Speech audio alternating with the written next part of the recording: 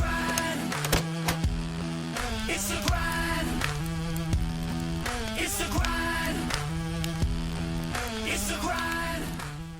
G'day, team. Welcome to the grind, and what a roller coaster weekend that I've had. Hopefully, you grinded out a bit of a win there as well, and showed a profit. What I'm going to want to do today is go through my weekend and a few aspects from it, and then also follow up with the positive factors, which you can see here in our analysis tool here, which you guys are going to have access to eventually.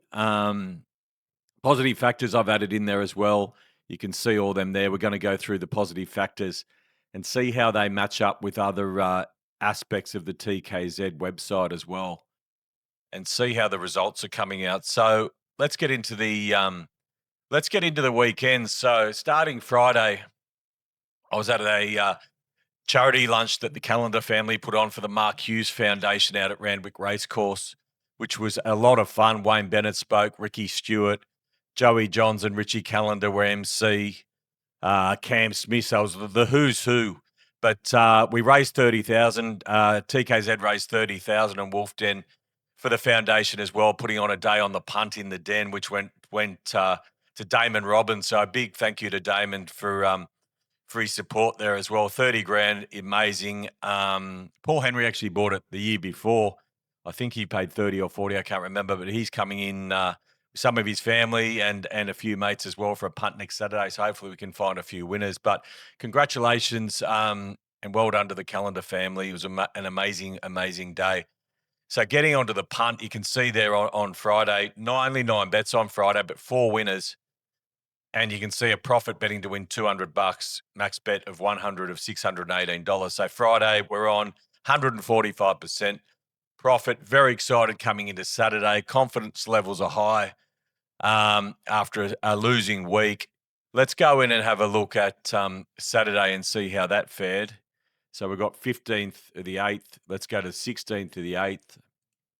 See what happened on Saturday. So there was 30 odd bets on Saturday, 118. No, that's not right. So our lays have come in. Let's get rid of the lays and just have a look at the officials. So there's 38 bets, only 6 winners, 15.8% strike rate. We've knocked off Friday, $616 loss. So square on the 2 days. Let's just go in and have a look at the bets there for Saturday. Go over to that's page 2. So page 1, the winners are up the top there. You can see Private Eye, which we got a bit back on Private Eye, which was a great ride from Natural Will. As I spoke about on Max Bet on Friday, was the big thing with Private Eye was a cruising rank of 1. I wasn't sure that Private Eye was going to lead, but what was very interesting is Nash took the initiative and went to the front and got the result. So I think that those cruising ranks are really important, especially for horses that you don't expect to lead or you think might sit second or third. If they've got a cruising rank of 1, that means they have the ability to lead. And it was a great ride there from Nash Rawiller. So in that circumstance, if you've got a good jockey who's got initiative, I think it's extremely, extremely important. So as I move down this list, that came to the golden bullet time, and we saw the Sydney one, who was my best bet of the day, Peloton, go down. The next race after Peloton, so Peloton sat third fence, had a cruising rank of 1, sat third fence, could have led if he wanted to, but chose to sit third fence. So it was interesting Peloton didn't get the cash, but I'm not saying if Peloton led, he would have won, because I don't think he would have. But I think if there's an opportunity to lead, then you should take it if you do have a cruising rank of 1. So anyway, he'd had every hope, goes down. Our Roberus comes around. Brisbane, next golden bullet, 5 minutes later. Let's just go and see what happens with our Roberus here, who's in front, and Spywire comes out of the pack. So Damien Thornton's in front. Maloney comes out on Spywire into second. We're still 2 lengths in front. I'm desperate to get this thing home. Just doing my money. Have hardly put in a ticket. Spywire comes and gets us on the line, and the emotions you feel when you're watching that, and if you're a punter, which most of you are, we've all experienced it, where you're just so desperate for a big day, or at least a winning day, your best bet of the day goes down, and then you've got another good crack here, and you get done on the line like that. And I had to go for a walk after that race and just clear my head and come back with a cool, calm head. So I'll come back to that, how to deal with high pressure situations when you're punting. What I want to show you now is Sunday. So we get through Saturday, get a bit back late in the day, not a complete strip out, about square from Friday, Saturday. Come to Sunday, free day for TKZ. Open the site up to everyone. Really hoping that everyone can have a good day. We start off with a winner down in Tassie, a $6 winner, which is great. We produced 7 winners from 18 bets, a profit there of 73.9%. So I'm so happy about that because so many people got on the platform because it was free. I hope everybody's had a winning day there as well, based on those official tips, but also got into the other information, the rated prices, the factors which we'll go into later, the comments, the selections, the ratings, and just really checked it out and had a look. Even if you didn't bet, I hope that you came in and had a look and saw what we're about. If you're going to tune back in spring, we'll be here waiting for you. So Friday, great. Saturday,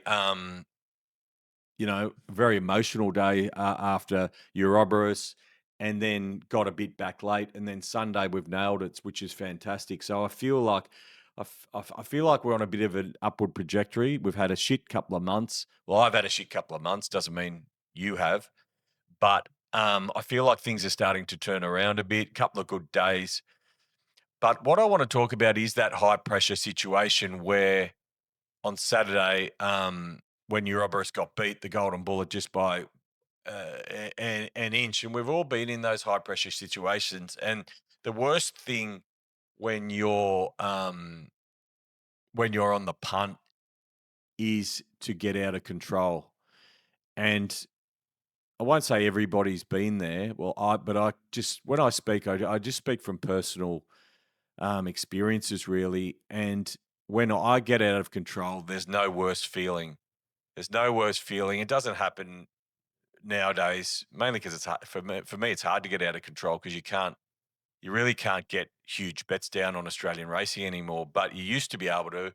And when I was younger as well, I'm 50 now, so I don't really get out of control that much. But when I was younger and more erratic, that is the worst feeling when you're sliding, you're out of control, you're on the chase, and that's when you can do some real damage.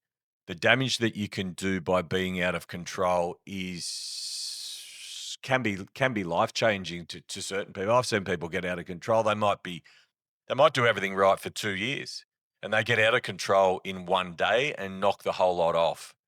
And so, what you do when you do feel like that and you are out of control is stop. It's the best thing that you can do, whether it's after race 1, race 4, race 5, race 10, whatever.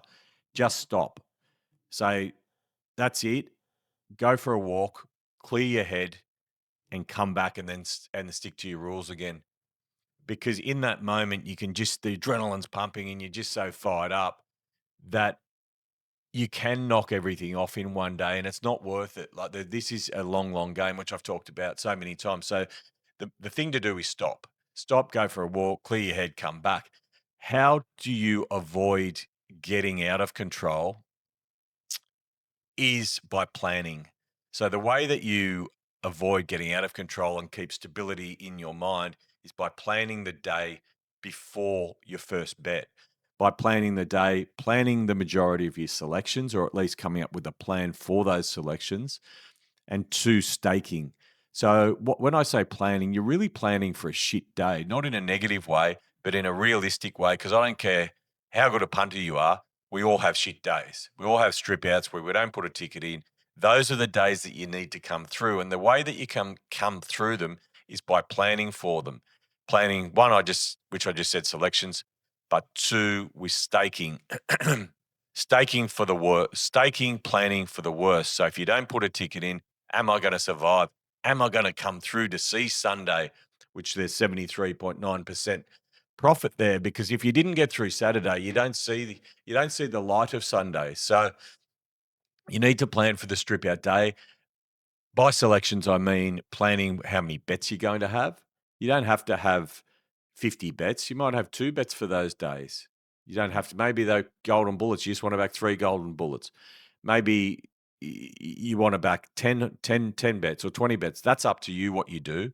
That's up to you how you select what you select. But my point is, if you aren't going to put a ticket in, are you going to come through the other side and be there? Because those days are going to come. So planning that keeps you your mind in a positive way, but in a stable way where you're not going to lose the plot.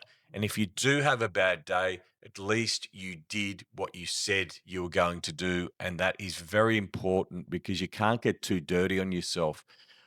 The times when I get the dirtiest on myself, or I did get the dirtiest on myself, is when I did something I didn't want to do. And even if I won, I would still look back at those results and go, you didn't do what you said you were going to do.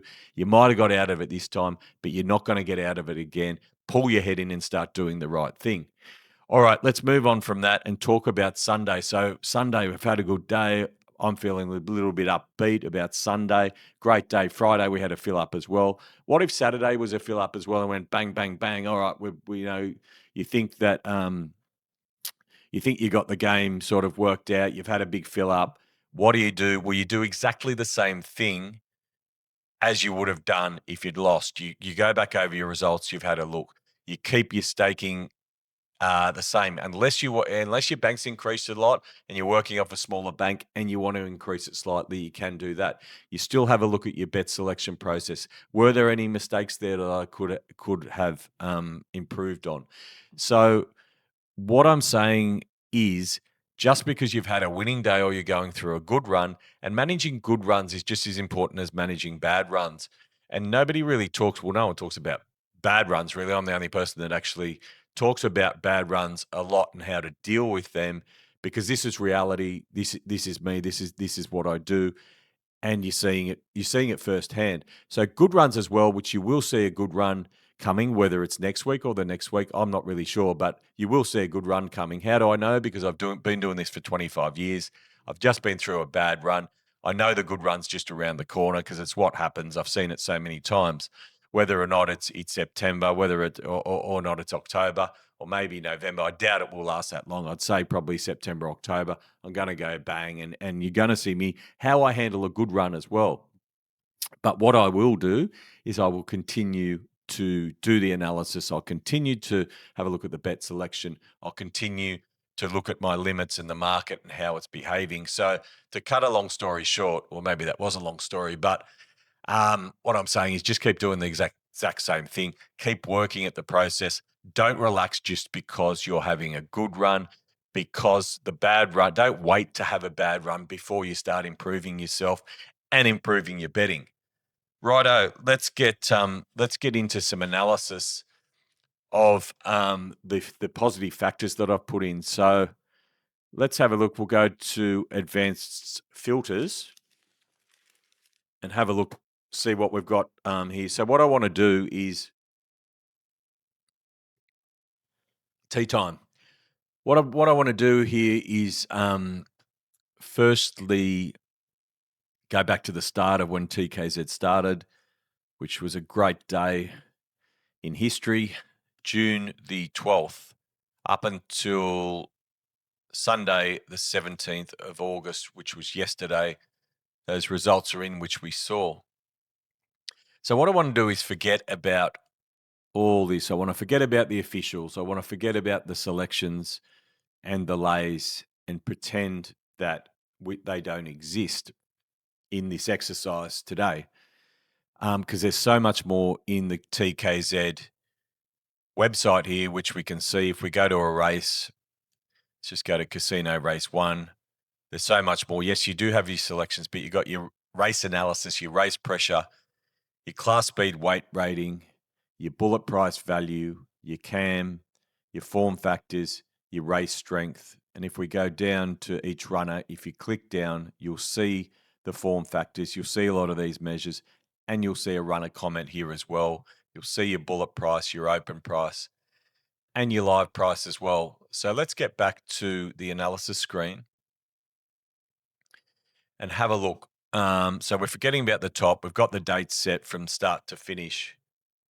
And so let's just go in and have a look. When I'm running queries for my own analysis, I like running them from $1.50 to $20. So what that does, so let's just run all horses from $1.50 to $20 just to get a feel for what we're dealing with.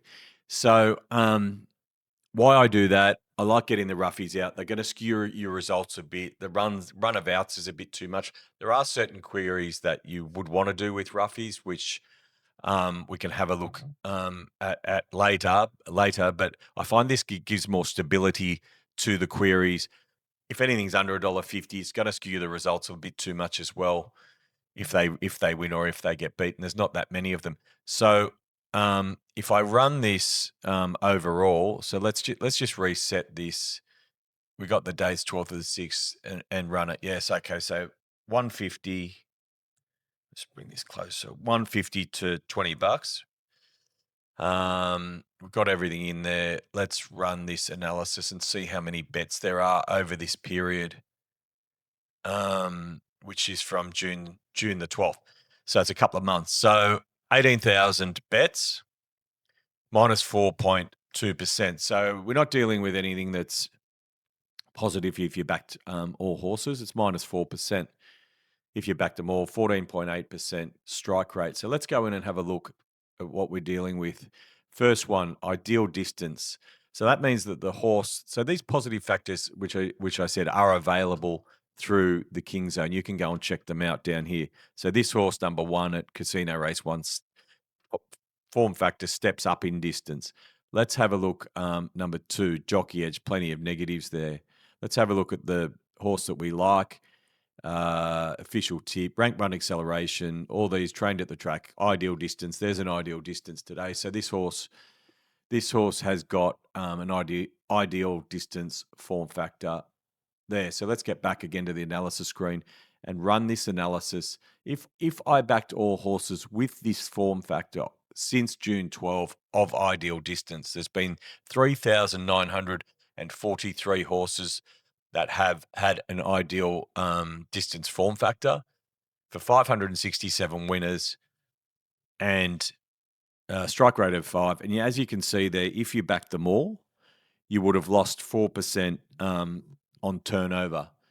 So not great, minus 4%, but we need to go deeper with a lot of this stuff. Analysis isn't just surface where you can just run it. It's going to show a profit. We need to use our brain. We need to think. So what goes with an ideal distance? Let's have a think. What may go with an ideal distance? Let's just add the Jockey Edge in. So you've got an ideal distance tick, and a jockey tick. So good jockey on a horse that's racing over a preferred distance.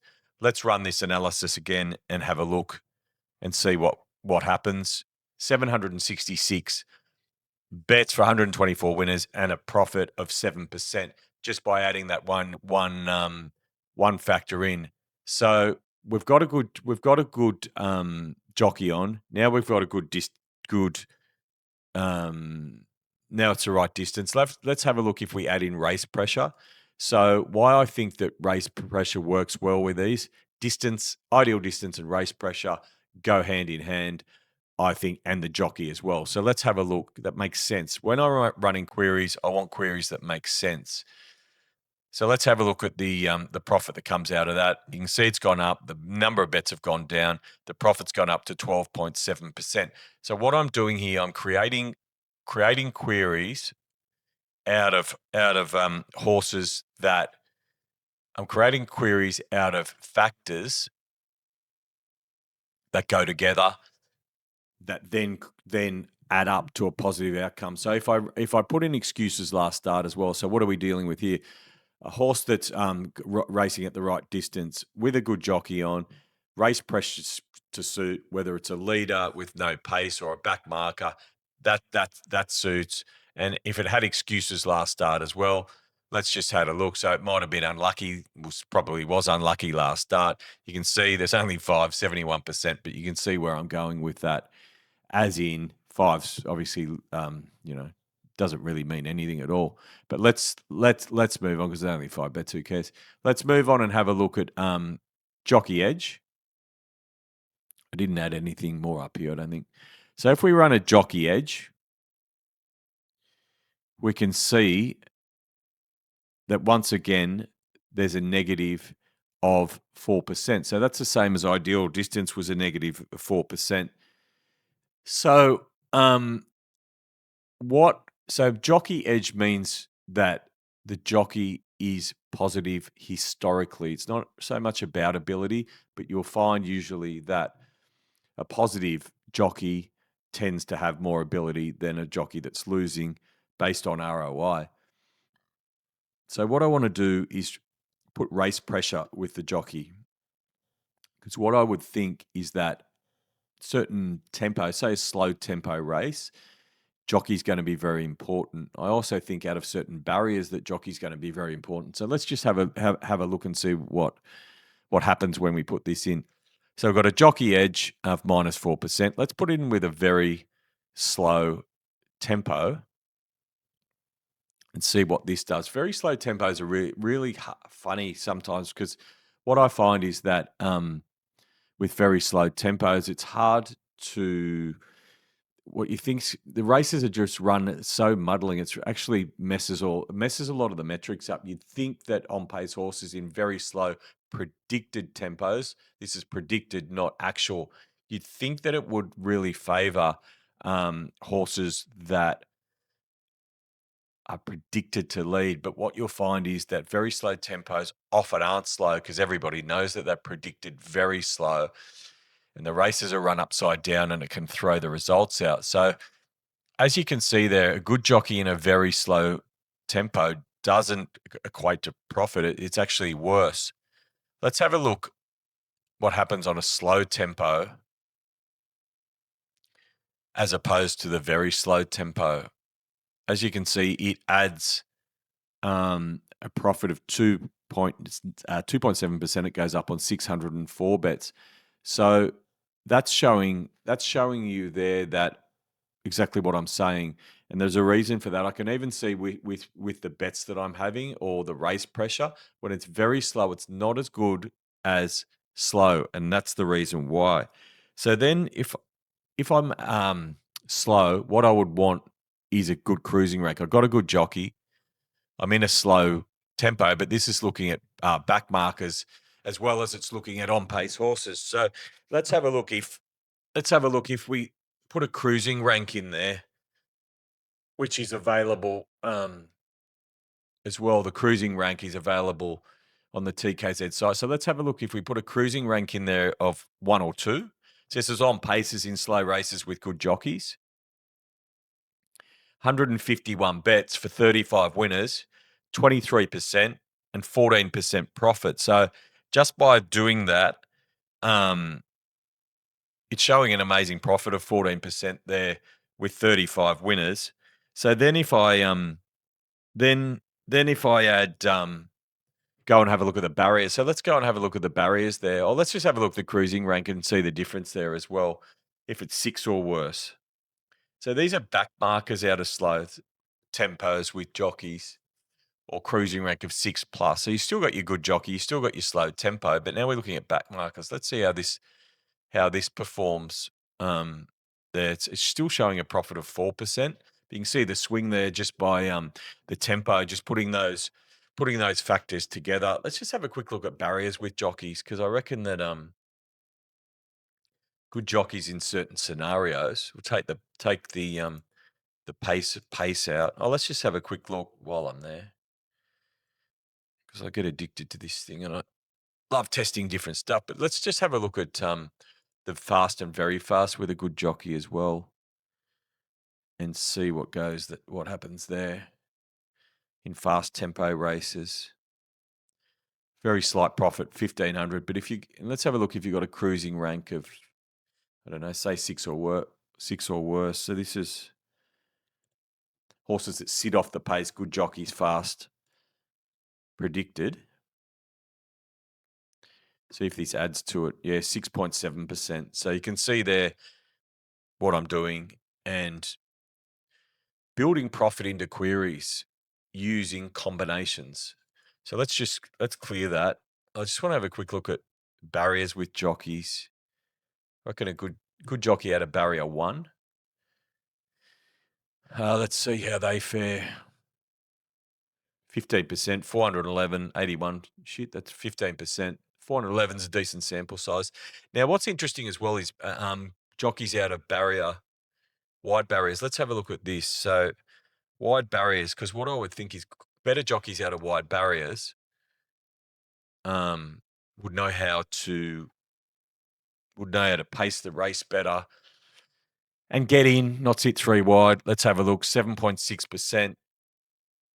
What I would also think is that shit jockeys or I shouldn't say shit jockeys, low percentage jockeys, low ROI jockeys, which is very much more politically correct, wouldn't do as well. Let's see if I've got a cross jockey edge down here. No, I don't. So what I do have is a jockey rating here. Let's have a look. The worst jockey edge is -10 to -10. So these are shit jockeys out of wide barriers. Let's have a look at how you go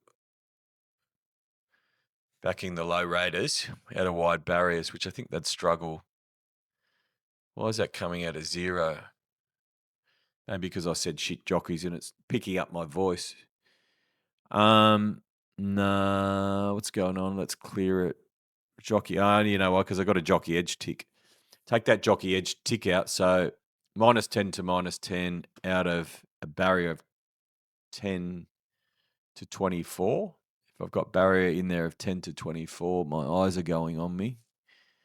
Yeah, there it is. Barrier 10 to 24. Let's run that. Low rating jockeys, wide barriers. See how we go. Oh, wow. So, okay, so -21%. So that's what I was thinking. Low rating jockeys, wider barrier, harder for the jockey to navigate the race. Bang, -21%. Let's move on from jockeys. What I'm just going to do is reset that. I'm going to go in and put $1.50 to $20 back in. So that I don't have anything lingering. Let's have a look at unsuitable tempo last start.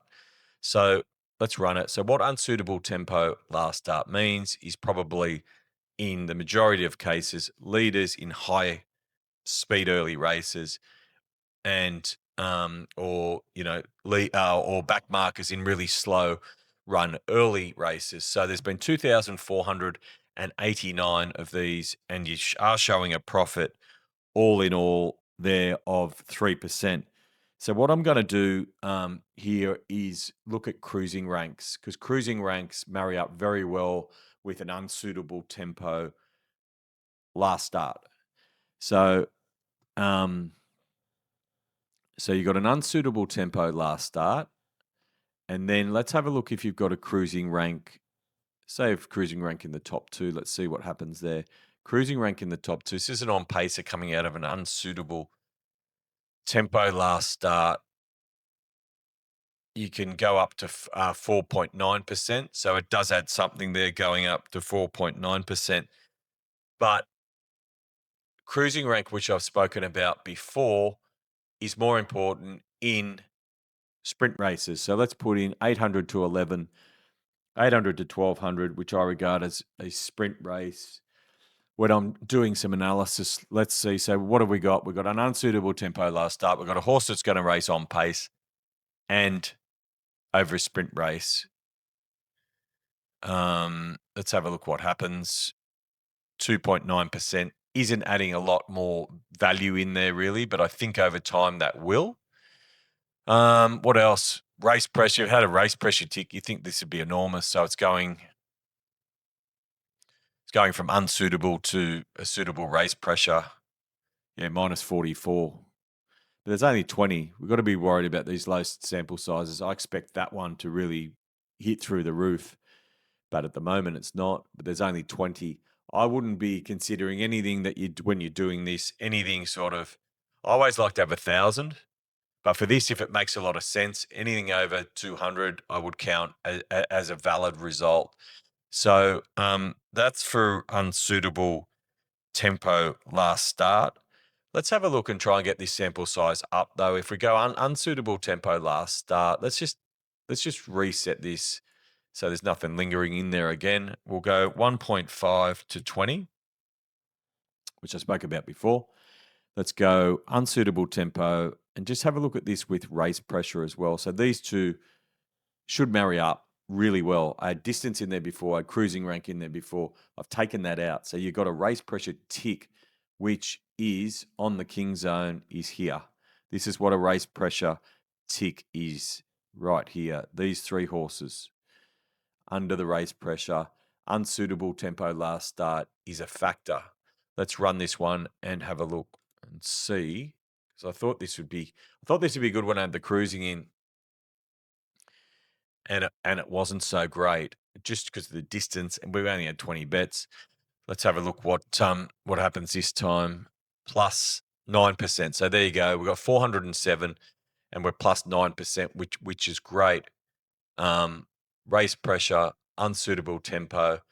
Let's just have a look if you had a cruising. So an on pacer, because I love these cruising ranks of 1. Let's just have a look if that adds any value to the sample as well.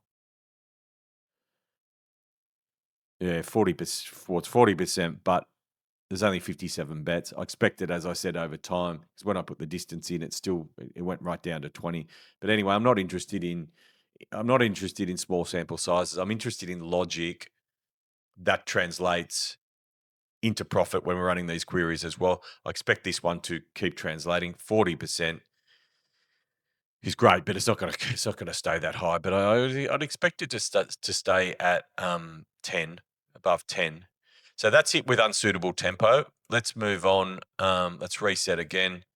Let's go back in. We'll put high price. I'll run through these a bit quicker so I'm not sitting here for 3 hours. Let's have a look at weight drop. Weight drop is minus 5%, 2,097. So weight drop isn't adding any value at the moment. Minus 5% for weight drop. What would go well with a weight drop in your mind? You could test it with different weights as well. Maybe a weight drop where they're carrying, I don't know, 57 or more. I don't expect this to be profitable. I don't really know. Let's have a look and see what that does. It is profitable. That's really interesting. So 400 bets where the weight drop is 57 or more. So horses, I don't know what the algorithm for weight drop is exactly, but that's in the factors. So say it's going from 60 kilos or 61 down to 57, still significant, obviously, showing 8.4% profit there. The other thing, well, what I found historically works really well with a weight drop is are on pace horses down in the weights, on pace horses over sprint distances, but also over middle distances. Let's just have a look at the cruising rank of 1 or 2 with a weight drop. So it's generally horses with a high cruising speed that would generally race on speed. Doesn't really work there. Minus 8.2%. Let's have a look at it in sprint races. 800 to 1,200 meters for weight drop, and see if we can add any value through that. Not really. 193 for 34. Weight drop's an interesting one. I'm sure that a lot of people have many different ways to test that. And as more data filters into this system, you're going to have more accurate outcomes and as well more things to test. Let's move on from weight drop and have a look at an easier race. So that's this easier race. Once again, it's a factor in TKZ. It's not solely based on class. It's based on race strength, which is a proprietary algorithm that's in my form based on the quality of the race. So if you back all horses that are in an easier race, you show a negative. You show negative 5%. So what I want to match an easier race up with. So if your horse is in an easier race, and let's just have a look at race pressure in an easier race with a race pressure tick. So it's suited by the race pressure. It's in an easier race, brings it up a little bit to minus 2.6%. Let's have a look at an easier race with a class edge as well. They would marry up quite well together. I think that class edge is an important one. Whether or I think the market reads class edge quite well as though. Let's just see how these two marry up. So what I'm trying to do is marry up things that make a lot of sense, not just find things that I'm gravitating straight towards that are profitable. So as you can see, minus 7.4%. So there's no advantage there. Let's have a look. As I mentioned, I thought class edge was an easier race and class edge are pretty well found by the market. So let's have a look when I run good value in early betting with an easier race. So I think it's overs, and I think it's contesting an easier race. If I run that query through, it's break square. So we've got it back. There's not a lot of value there at the moment that I can find. But look at all this other stuff, all the other stuff. I haven't gone through all that. There's so many different ways you can test these factors. I'm just picking out a few just to show you how it works really and run through it. Okay, let's have a look now at race pressure. I'm just making sure that I've got nothing else ticked there.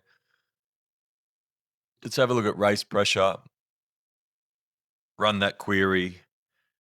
So these are horses that are suited by the race pressure. So on paces when there's not much predicted, not much speed predicted. So race pressure, you can see there does the overall was -4, so it's giving you a 4% advantage if you backdoor them straight away. So you can see that that's a pretty good factor. Let's have a look at it in very slow races. So these would be on paces because it's a race pressure tick in very slow races. This is what I was talking about. It often doesn't translate into profit, even though you think logically it would. But the reason is what I explained before is that they can be raced upside down sometimes. Let's have a look at slow. Slow showing a 4% profit, 1,066 bets. So that's quite significant there. Let's have a look at very fast races. So these would be back markers who I think are most suited by the early tempo, 3%. So you can see there that race pressure is most advantageous when there is a slow tempo or very fast, rather than the fast that was no profit there. And also, let's just have a look at average. Average would gravitate towards on-pace horses more based on the algorithm. But let's have a look. Let's have a look how it performs. It's winning 10%, which is really interesting. The 10%, so race pressure on an average speed is winning 10%. So that's gravitating towards on-pace horses. So how deeply you think about that, how much you think it's just coincidence is really up to you. And what the beauty of this tool is when you have access to it is you can make your own mind up. This tool is going to be the most important thing in the TKZ ecosystem because you will make your own decisions, as I have with my official tips, and I am learning as well. But the official tips, a lot of them are based around the good value and early betting, combined with the factors as well. So let's have a look. Let's just have a look at the distance there because this is really interesting with this race pressure. If we're having a look at slow and average, let's just run slow and average just to have a look and see whether I think race pressure can often be more. So it's plus 4.8. It can often be more important in sprint races with certain scenarios like cruising and can often be with distance races. I think acceleration is more important, as I mentioned. But let's just have a quick look through for the exercise whether these two were more important in sprint races or distance races, where the actual profit's coming from. Well, you can see there. So distance 800 to 1200. 17.6%, 415 bets. It's huge. So slow and average, the profit is coming out of those sprint races. Let's just have a look at distance races for an interest. 1800 to 3200 meters. I'm expecting this to be a loss because the loss has to come from somewhere because there's only +4 overall. It's only -4. I would expect that to, them to level up a bit more. Maybe sprint more important. Time will tell. So that was race pressure there. Let's just have a quick look. I can't help myself. In very fast races, let's have a look in very fast races, how race pressure was over distance races. This is 1800 plus, very fast. Very fast predicted, -26%. But as you can see, there's not that many of them. 26, let's not worry about that because it's, as I said, I reckon you need over 200 to make anything worthwhile at all. So I'm going to reset that. I'm going to put my high price back in of 1.5 to $20. Let's rip through a couple of others quickly. Peak rating. I'm going to go quick here. Now, peak rating is an interesting one because I have put it in as a positive factor, but profit-wise, I don't really consider it to be that much of a positive factor because I think the market picks up on it really well. So it's -6.6 overall. Let's just have a look at cruising. So peak rating, let's have a look if it's rank 1. So these are horses that would be hard in the market. So it's a ran a peak rating last time, which means it's ran a highest class speed weight rating. It's rank 1 in the upcoming race, -9.8, 24. So they're winning. They're winning they're winning 1 in 4 times. So average odds of $4. So they're winning quite a lot, but it's -9.8%. Why? Because the bookies are pretty much onto this. So let's have a look. And if we take out rank, well, let's just leave it in for a second, just have a look and see if this improves it. Good value in early betting. So this is when I think it's actually value, not just all the horses. If we run that, have a look and see what happens to this. -24 becomes -40.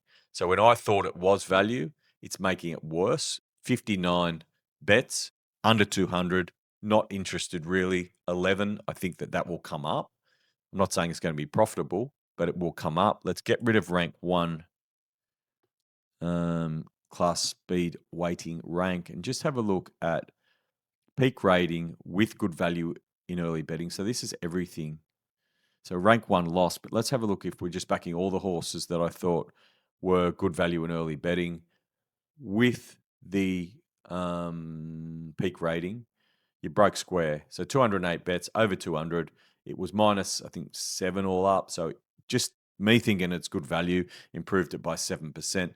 Overall, there's not a lot there with the peak rating. Let's move on to class edge.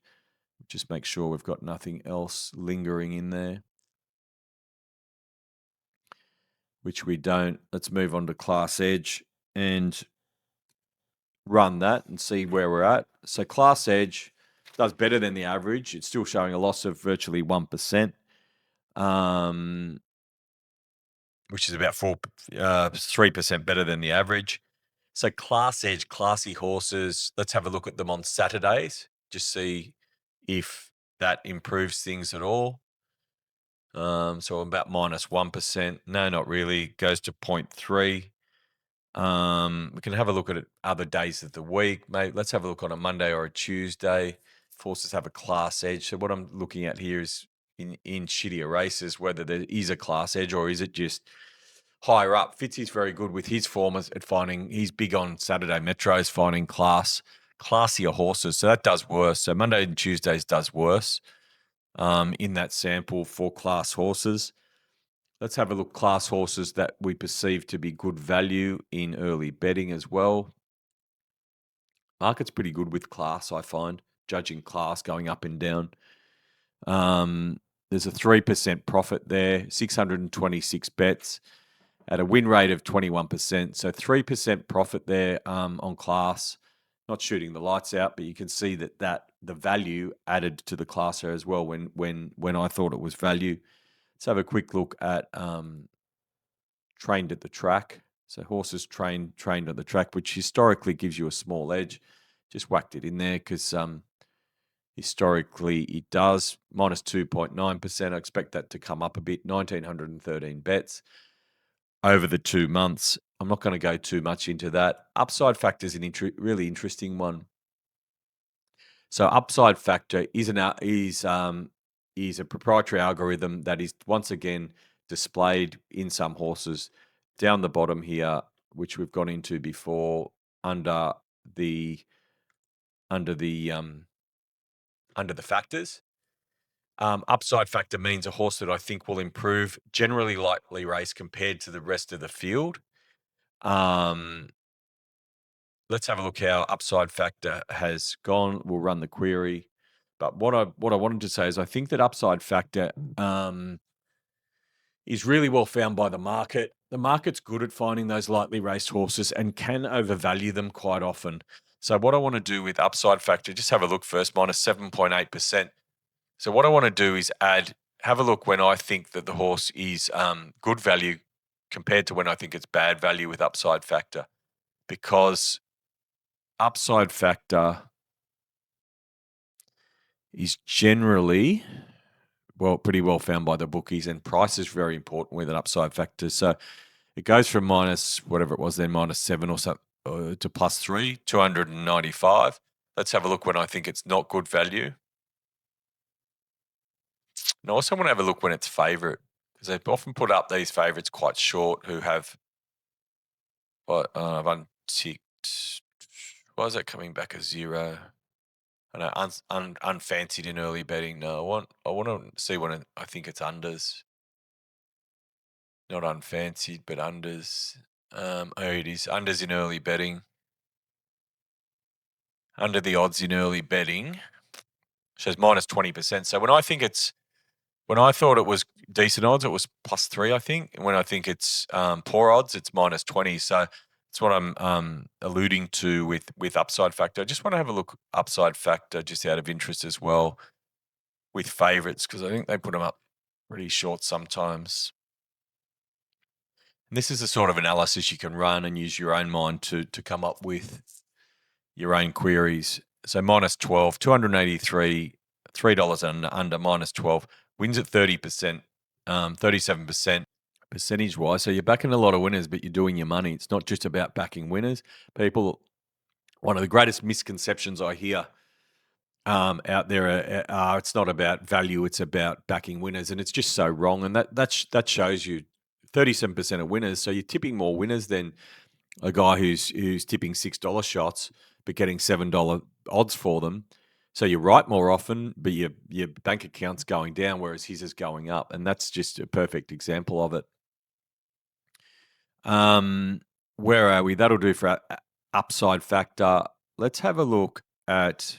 I'm going to put this back to. I'll just reset this for the moment. I'm going to have a look at good value in early betting. So this would be. Let me just close this up. So what good value in early betting means is the bullet price versus the TKZ open price. So as you can see here, 13 against 850, no value, 300 against 60s. Most horses aren't value. There's one horse in this race which would appear here. So number 7 and number 4, bullet price value there. As you can see, bullet price 18, TKZ price open $21, bullet price 280 against 330. So they're comparing these first two columns. Let's go back and have a look at how you fare backing these horses. Good value in early betting. This is really interesting. For me, because I've never used this pricing algorithm. So these are new live results to a certain degree for me, and it's something that I really want to incorporate into my betting moving forward. So that's good. So that's 2,566 bets for a profit of 6.3%, ROI of 3.6%. What that ROI of 6% is judged against, though, is not the opening price. It's judged against the high price. So in this case, it's judged against the 340, not just charging in and taking the 330. I don't think there's many scenarios where you could just come in because these don't go out till 10 o'clock, and the markets have corrected to a certain degree. There are some horses that you can charge in, especially if you're getting boosts or picking off the top of the market. But I wouldn't just be charging into every overlay because it is based off the high price. And that high price isn't. Let's just go and have a quick look at dynamic odds. Oh, not this race again. Not this race where I do my money. So it's not. It's not based on like one price. So we're not taking the $3 from BetR or Blue Bet or the 150s off Ladbrokes. It's an average of the highest price as the fluctuations sort of go by, which I've mentioned before. And it averages at 100 and what was it, 105% or 104% in the market. So it's not, it's attainable. It's not gettable in one bet, but it's certainly attainable. I would still probably I'd normally take 5% off to be safe as well when I'm doing anything off this high price, which would leave you at a profit if you backed all these bets at 1.3%, which isn't huge just at that. But then we go deeper and we get the sample size down and we get the ROI up. Let's go and have a look at just for example, if you took, I won't go back up here. I was going to start messing around with this, but I won't. I'll leave that to another day. Let's just go and have a look at the high price as well. So let's have a look at favorites here. So favorites, $1.01 to $3 that are an overlay off the early price. Let's go and have a look. Come on. So these are just the favorites. Yeah, wow. So -5% backing the favorites if they're overlaid. So if there was, what was there, 4% profit? No, 7%. 6%, whatever, 6% profit there before. This is going to go up. I'm going to now have a look at $3.10. Let's have a look $3.10 to $20. Let's go $3.10 to $5. I'll go through them all. I was going to break it down, but I'll quickly go through these and have a look for you, and then you can see where it's coming out as $3.10 to $5 plus 12.3%. $5.10 to $10. So these are the overlays: $5.10 to $10 plus 6.5%, 743 bets. 10.1 to $20.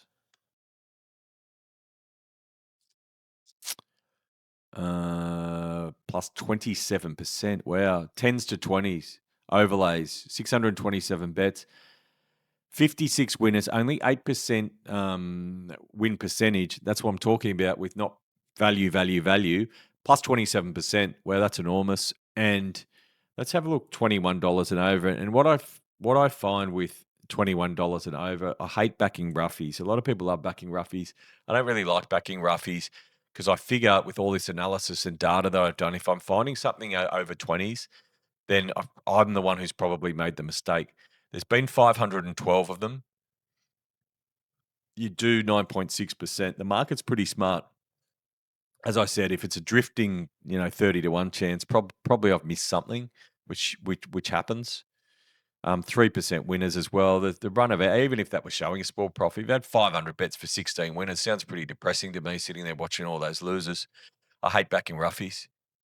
Let's go back and have a look at that little sweet spot, avoiding the favorites and avoiding the roughies. So middle pinners, $4 to $20. Let's go in, have a look. Overlays, $4 to $20, 16.66%. 1,651 bets, a fat little sample size, betting to win $200 with a maximum bet of $100. If you had done that and got it, shopped well, you would have won $8,000 over the period. 1650 is a lot of bets. Whether or not that keeps going, I don't know. But what I do know is that there is something there. So while I've had a bad run on the punt because I've been backing the officials, there's so much more in this form than just the official tips. And I keep saying this. You guys are going to be able to use this analysis tool better than what I am.